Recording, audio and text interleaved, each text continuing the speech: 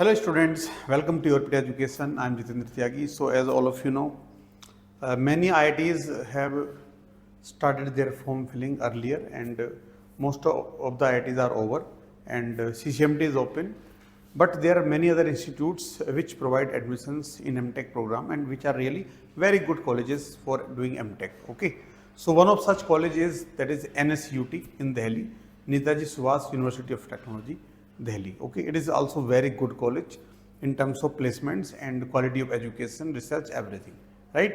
So in NSUT, those students who did not apply earlier anywhere, okay, so they can apply here. This is good opportunity for all those students who due to some reasons missed their application forms up to now, and those who want to get placements in good companies, so having normal GATE score or low GATE score, so they can also try for this NSUT. Okay, and students from Delhi or Delhi NCR region, this is a very good opportunity for all such students also.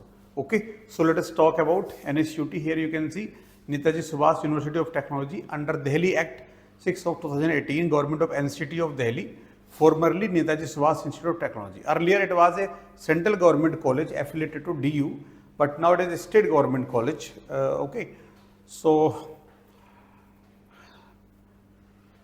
what are important points here which we have to consider? MTech admission online application form. Okay, so here they provide admissions for both GATE category as well as without GATE. Okay, so those who could not qualify GATE examination, for those also this is a good opportunity because they have chance of getting admission in this institute if they don't have any GATE. But first priority is given to GATE candidates. So the system is designed in such a way that first of all they offer seats to the GATE qualified candidates, and after a certain date, if seats are left blank, okay, suppose some students don't join, they get admission but they don't join, so then such seats are offered to non-GATE candidates. Okay, so many without GATE students get admission every year in this college. Okay, but the admission procedure happens later. Okay, they get admission later in the month of July, August, these things. Okay, so I will discuss the entire tentative schedule also. Here you can see this is tentative schedule. So filling of online application form for both GATE as well as non-GATE, it is from 27th of May to 11th of June. Okay, तो दोनों category में gate में भी और without gate में non gate में दोनों में जो एप्लीकेशन फॉर्म फिल करना है वो 11 जून से पहले करना है, तो फॉर्म दोनों को भरना है. ठीक है, एंड देन एडमिट कार्ड आएगा रिटन. अब ये एडमिशन का मोड क्या है, राइट? सो जिनका गेट है, ठीक है, तो उनका तो गेट के बेसिस पे ही एडमिशन होगा. There is no written test, no interview. ठीक है, बट जिनके पास गेट स्कोर नहीं है उनको यहाँ पे एक रिटन टेस्ट में अपेयर होना होगा, और उस रिटन टेस्ट में जो आपकी परफॉर्मेंस बनेगी उसके हिसाब से एक मेरिट लिस्ट तैयार होगी, एनएसयूटी की मेरिट लिस्ट, और उसके बेसिस पे आपको अलॉटमेंट होगा, राइट? सो आप देख सकते हैं कि जो इनका रिटन एग्जाम है नॉन गेट कैटेगरी का वो होगा 19 जून, तो 19 जून को एग्जाम है, ये नोट कर लेना आप. ठीक है, उसके बाद रिजल्ट जो आएगा आपका रिटन एग्जाम का, दैट विल बी ऑन 24 जून, 24 जून को रिजल्ट आ जाएगा. ठीक है ना, जो पहला राउंड आएगा एडमिशंस का गेट कैंडिडेट के लिए वो चलेगा 19 जून से 21 जून के बीच में. ठीक है, पहला राउंड. और जो नॉन गेट को मिलेगा फर्स्ट राउंड वो कब मिलेगा? 8 जुलाई से 12 जुलाई. तो जुलाई में जाके आपको ऑफर आएंगे अगर आप नॉन गेट कैटेगरी में हैं. इस बात का ध्यान रखना है, राइट? सेकंड रेगुलर राउंड जो होगा एडमिशंस का वो चलेगा गेट के लिए, गेट कैंडिडेट के लिए वो होगा 24 जून से 25 जून, और नॉन गेट के लिए भी नहीं है. उसके बाद थर्ड रेगुलर राउंड होगा 1 जुलाई को. ठीक है ना, उसके बाद लास्ट डेट फॉर विड्रॉवल दोनों का सेम रहेगा 15 जुलाई यहां पे. उसके बाद स्पोर्ट राउंड ऑफ एडमिशन, अच्छा स्पोर्ट राउंड का भी डेट दिया हुआ है इन्होंने, 22 जुलाई से लेके गेट कैंडिडेट के लिए है, और 23 जुलाई को रहेगा आपका विदाउट गेट के लिए. तो ये मेन हमारा टेंटेटिव शेड्यूल है एनएसयूटी का, जो आप अपने बाकी जो आपके शेड्यूल्स चलेंगे जैसे सीसीएमटी है, कोप है, या दूसरे ऑप्शंस हैं उनके साथ मैच कर सकते हैं, राइट? कि कब आपको क्या डिसीजन लेना है. उसके बाद हम बात करेंगे सीट मैट्रिक्स की, ये इंपॉर्टेंट है यहाँ पे. सीट मैट्रिक्स अगर हम देखते हैं कि कौन कौन सी ब्रांचेस हैं, कौन से ब्रांच में कितनी सीट्स हैं, राइट?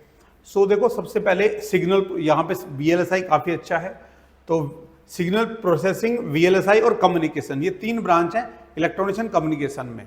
और इसमें जो गेट पेपर चाहिए जिसके बेसिस पे एडमिशन मिलेगा, जो गेट वाला है वो आपका रहेगा EC, तीनों में EC। तो मतलब इलेक्ट्रिकल वाले या इंस्ट्रूमेंटेशन वाले तो इसमें एलिजिबल नहीं रहेंगे, तो VLSI जो मिलेगा वो केवल EC पेपर वालों को मिलेगा। ओके, और सीट्स जो है यहाँ पे काफ़ी बड़ा नंबर है, VLSI में आप देख सकते हैं 30 सीट है, तो जिनका लो स्कोर है ना उनके लिए भी बहुत अच्छी अपॉर्चुनिटी है, राइट।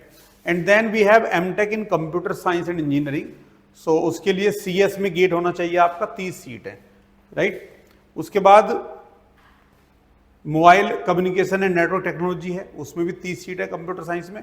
इलेक्ट्रिकल इंजीनियरिंग में यहाँ पे ब्रांचेज हैं, इलेक्ट्रिकल है जैसे इंस्ट्रूमेंटेशन एंड कंट्रोल है, और मैकेनिकल इंजीनियरिंग भी यहाँ पे है, उनमें भी सीट्स यहाँ पे मेंशन्ड है, और कौन कौन सी गेट स्कोर एलिजिबल है वो सारा यहाँ पे मेंशन्ड है, आप देख सकते हैं अकॉर्डिंग टू योर ब्रांच।